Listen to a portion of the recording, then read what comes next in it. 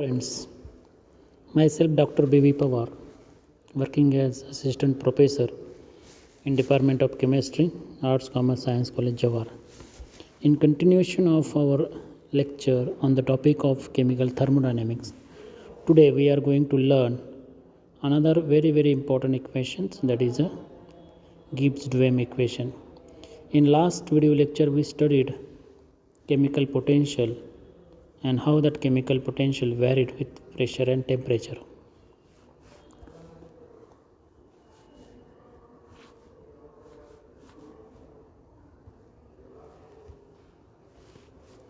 So,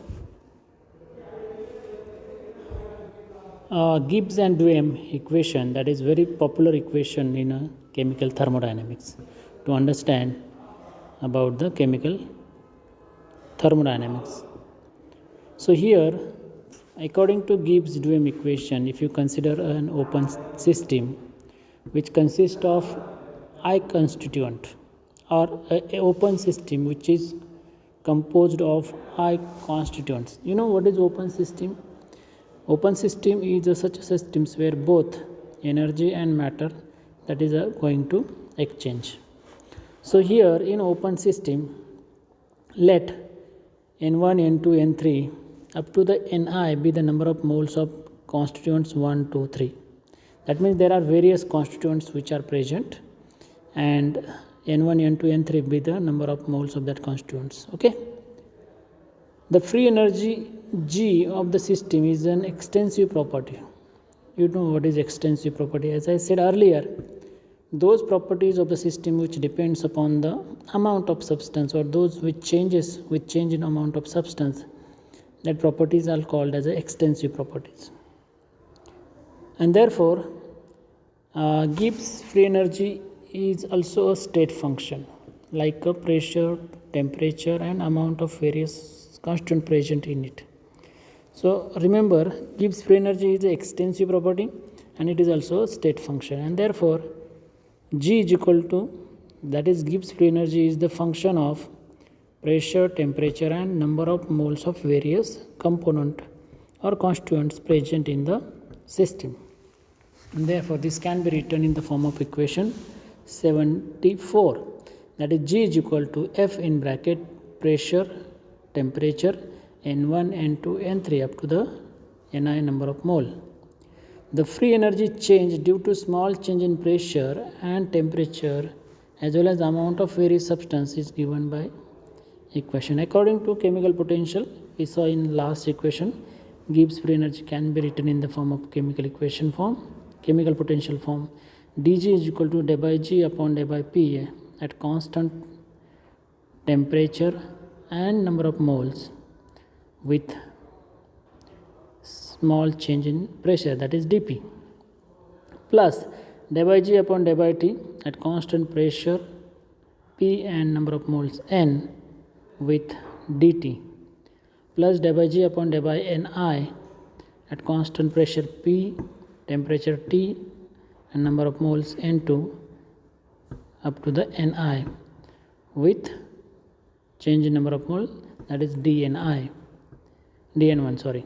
So that is the equation which is for a very small change in the free energy with pressure, temperature and various constituents. So in simpler, if you want to write the equation where the small change in pressure, temperature and amount of various substance, that can be written in the form of this particular equation. Now for a second number of moles, that equation can be written as d by G upon d by N2 at constant pressure, temperature N1, N3 up to Ni up to the last constituent, that is ith constituent, d by G upon d by Ni at constant pressure, temperature N1 up to Nj with dNi. So the equation 75 is the full equation which express the number of moles, which express the change in free energy of the systems with at constant pressure, temperature and various number of moles of that substance.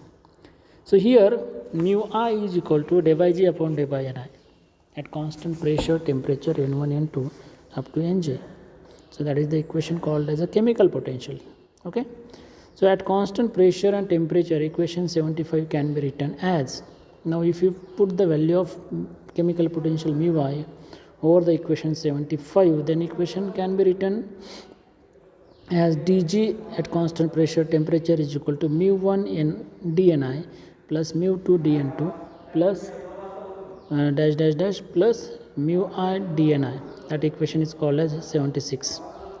So if you integrate equation number 76, then you will get G at constant pressure P and T is equal to mu I Ni plus mu2 N2 plus dash dash dash plus mu I Ni. That is the equation number 77.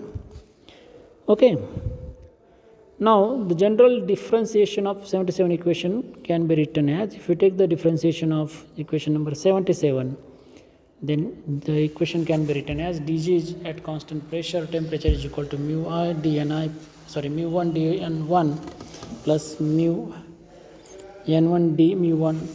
That means you have to differentiate each terms in equation 77. mu1 dNi plus N1 d mu1 plus mu2 dN2 plus N2 d mu2 plus dot dot dot plus mu I dNi plus Ni d mu I. That is equation number 77. On rearranging equation number 78, equation can be written again in a rearranged form. dG at constant pressure and temperature is equal to mu1 dN1 plus mu2 dN2 plus dot dot dot plus mu I dNi, bracket complete, plus N1 d mu1 plus N2 d mu2 plus dot dot dot plus Ni d mu I. So that means you have to take whatever the common terms that you have to take in one side, other remains in other side. So compare equation 76 and 79 gives a new equation called as N1 d mu1 plus N2 d mu2 plus dot dot dot plus Ni d mu I, which is becomes 0. That is summation of Ni d mu I is equal to 0. That equation is called as Gibbs-Duhem equation. Now, according to Gibbs-Duhem equation, it is very clear that the chemical potential of binary system, solution, liquid, vapor equilibrium and phase equilibrium, where this equation is very very important to study. Now, what are the two component systems? If you have, for example, I have binary systems where there is a two components, then equation number 80 becomes what? N1 d mu1 plus N2 d mu2 is equal to 0. So if you arrange, N1 d mu1 is equal to minus N2 d mu2. Okay. So d mu1 is equal to minus N2 upon N1 d mu2. That is equation number 83. This equation shows that the change in chemical potential of one component brings about the change in chemical potential of other component. Equation number 83 suggests that what? The change in chemical potential of one component brings the change in chemical potential of other component of the system. Means if you change the composition of, or if you do any kind of change in one component, then there will be obviously change in chemical potential takes place in the another component automatically. So negative sign indicates that the chemical potential of one component increases, then that of other decreases, because one having positive sign, other having a negative sign. So one component in a system having positive sign, other component another component whose chemical potential having negative sign. So one where what happen, if one where there is an increase in one property, so for other component or other constituent there will be decrease in the same property. But total sum of change of chemical potential is always treated as 0. That is you have to keep in mind. So on the basis of that particular equation, we want to understand one very very important problem. I will read that problem. 22.6 grams of an aqueous solution of ethanol contains 4.6 gram of ethanol. Remember, again I will read. 22.6 gram of an aqueous ethanol contains 4.6 gram of ethanol. if change of chemical potential of ethanol is minus 10 kilojoule, change of chemical potential of ethanol is minus 10 kilojoule, find the change of chemical potential for water. One component whose chemical potential is given, that is ethanol, that is minus 10 kg, and you have to find out the chemical potential of water. They have given amount of water and also amount of ethanol, so through that you can calculate the number of moles. So N1 is equal to, in solution, let's say 4.6 is the gram of what? Ethanol, which is present in a 22.6 gram of aqueous solution of ethanol. So 4.6 out of 22.6, there is 4.6 gram of ethanol is there. So 4.6 divided by 46, number of mole is what? Amount of substance divided by its molecular weight. Molecular weight of ethanol is 46.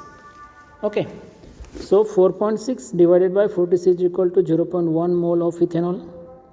Similarly, for water molecule, out of 22.6 gram of ethanol, aqueous solution of ethanol, 4.6 gram is ethanol. So what is remaining? 18 gram. 18 gram will be the water. So molecular weight of water is 18. So number of moles of water, N2, is equal to 18 divided by 18, which is 1 mole. Okay, we have the d mu 1, that is minus 10 kg. Chemical potential we know for ethanol, and we want to calculate the chemical potential of water. Okay, so N1 d mu 1 plus N2 d mu 2 is equal to what? 0. This is the equation called as Gibbs-Duhem equation. So you just add the above values which are given in data in the formula, then you will get what? 0.1 into 10, 0.1 into minus 10 plus 1 into d mu 2 is equal to 0. N1 is 0.1, d mu 1 is minus 10, and N2 is 1, d mu 2 you have to find out. So d mu 2 is equal to what? 1 kg. So chemical potential of water is increased by 1 kg. You got this point? So that is very, very easy to understand. Okay, so with the help of this chemical potential, it is very easily to calculate the, if you know the chemical potential of one component, you can calculate the chemical potential of other component if you have number of moles and other required data. So this equation is very, very important for examination point of view. In examination, near about 5 marks question will be asked that derive an expression of Gibbs-Duhem equation. So I appeal to all the students of SYBSc that you write that equation in your notebook, and also write whole expression in your notebooks. Also write that particular problems, which is a very, very simple problem, but sometimes for 2 marks question will be asked on that numericals also. So here we saw in today's video lecture, we saw first very, very important equation of this chapter, that is a Gibbs-Duhem equation. Everybody understood? Okay, so we'll stop here. Okay, in next video lecture we will see another concept of a chemical thermodynamics. Bye.